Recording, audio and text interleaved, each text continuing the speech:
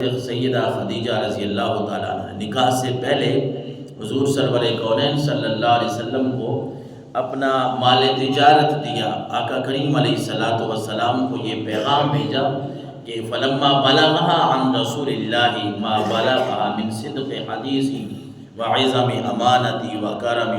اخلاقی بعثت الیہ۔ میسرہ غلام کو بھیجا کہ جا کے ذرا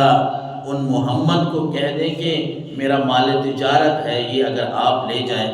میرے تک یہ بات پہنچی ہے کہ آپ بڑے سچے ہیں، آپ بڑے سچے ہیں،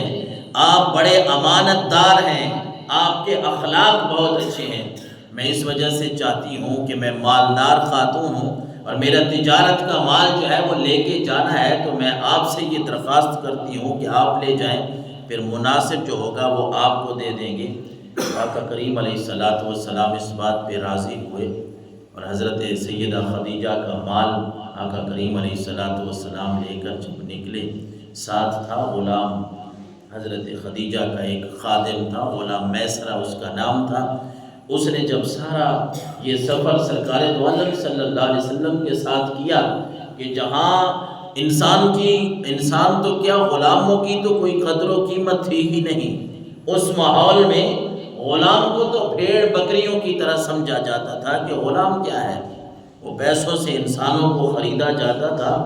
پھر اس انسان پہ جو مرضی ہے ظلم کریں۔ لیکن یہ میسرہ دیکھتا ہے کہ یہ محمد تو ابھی تو آپ کی عمر جو ہے وہ 25 سال کے قریب تھی نا، آپ صلی اللہ علیہ وسلم کی، آپ نے اعلان نہیں کیا تھا کہ میں اللہ کا نبی ہوں یا اللہ کو ایک مانو۔ تو میسرہ کہتا ہے میں دیکھتا ہوں کہ ان محمد کی عادات تو ایسی ہیں کہ کبھی خود سوار ہو جاتے ہیں، میں تو غلام ہوں، ہمیں تو کوئی کھانا پوچھنے کے لیے تیار نہیں ہے، لیکن ان محمد کو میں دیکھتا ہوں کہ یہ جب دیکھتے ہیں میسرہ تھک گیا ہے، سواری سے خود نیچے آ جاتے ہیں اور مجھے سواری کے اوپر سوار کرا لیتے ہیں۔ میں بڑا حیران ہوتا ہوں کہ ہم تو غلام لوگ ہیں، ہمیں لوگ کوئی عزت نہیں دیتے، ہماری تو کوئی بات نہیں پوچھتا، لیکن یہ ہمیں سواری کے اوپر سوار کروا رہے ہیں۔ اور وہ میسرہ سارے معاملات دیکھ کے جب واپس آئے، انہوں نے آ کے جو خادم تھے حضرت سیدہ خدیجہ کے غلام تھے، آ کے واقعہ سنایا کہ اے سیدہ خدیجہ، یہ تو نوجوان جو ہیں یہ کوئی عام نہیں ہیں، یہ تو بڑے عزت والے ہیں، بڑی برکتوں والے ہیں، میں نے ان کو دیکھا ہے کہ ان میں تو امانت کی حد ہے، میں نے ان کو دیکھا ہے کہ یہ سچائی جو ہے وہ ان کا سب سے پہلی بات ہے، سچ بولتے ہیں۔ انہوں نے تو آپ کا جو مال یہ لے کے گئے ہیں، کوئی بھی آپ کا مال تجارت یہ لے کے جاتا، اتنا نفع آپ کو نہ حاصل ہوتا جتنا ان کی وجہ سے آپ کو یہ نفع حاصل ہوا ہے۔ اور میں نے دیکھا ہے کہ یہ نوجوان تو جہاں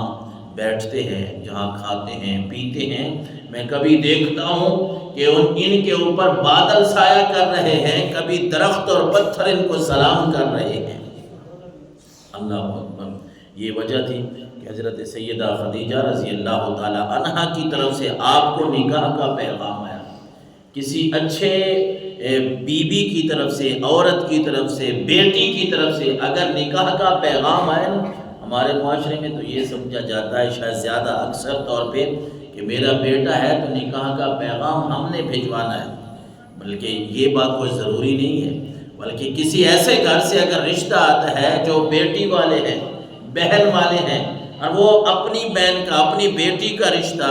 ہمارے گھر لے کے آتے ہیں، اس میں کوئی حرج نہیں ہے۔ اگر انہیں سمجھ ہے کہ ہمارا یہ رشتہ فلاں جگہ پہ، جس طرح حضرت سیدہ خدیجہ رضی اللہ تعالی عنہا نے خود حضور سرور کونین کو نکاح کا پیغام دیا اور عرض کرنے لگی انی قد رغبت فیک لقرابتک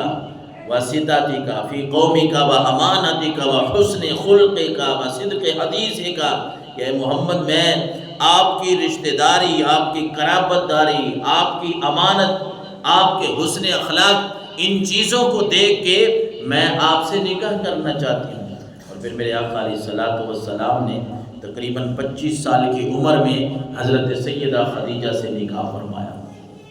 اور یہ میرے آقا علیہ الصلوۃ والسلام کی پہلی بیوی بھی ہیں حضرت سیدہ خدیجہ۔ پہلے ایمان لانے والوں میں سے، اور آقا کریم علیہ السلام ساری زندگی ان کو یاد کرتے رہے۔ آپ کی پھر بعد میں جو شادیاں ہوئیں، نکاح ہوئے، اور تو میرے آقا علیہ السلام ہر مقام پہ حضرت سیدہ خدیجہ کو یاد کرتے تھے، کیونکہ میں عرض کر رہا تھا کہ مشکل حالات میں یہ حضرت سیدہ خدیجہ ہی تھی، مالدار خاتون تھی، رب نے ان کو بڑا عطا کیا تھا۔ لیکن جب رشتہ دار توحید کی وجہ سے چھوڑنے لگے، جب آقا کریم علیہ السلام نے اللہ کے حکم سے اعلان کیا کہ اللہ کو ایک مانو، میں اللہ کا نبی ہوں، بس یہ جملے تھے کہ وہ سارے رشتہ دار جو ہے، جو قریبی رشتہ دار سے، وہ سارے دشمن بن گئے۔ وہ کہتے ہیں ہم نے آپ کے ساتھ کوئی تعلق نہیں رکھنا، ہم نے آپ کے ساتھ کوئی لین دین نہیں رکھنا۔ ان حالات میں حضرت سیدہ خدیجہ ام المومنین نے عرض کیا، اے اللہ کے رسول آپ پریشان نہ ہوں، خدیجہ کا جتنا بھی مال ہے وہ آپ کا ہی ہے، آپ جس طرح چاہیں اس کو استعمال کریں۔ اور میرے آقا علیہ السلام یہ مثال اکثر جگہ پہ دیا کرتے تھے کہ لوگوں، میری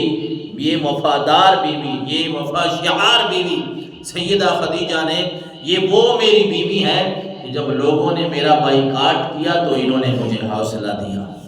انہوں نے میرے اوپر مال نچھاور کیا، اور انہی کی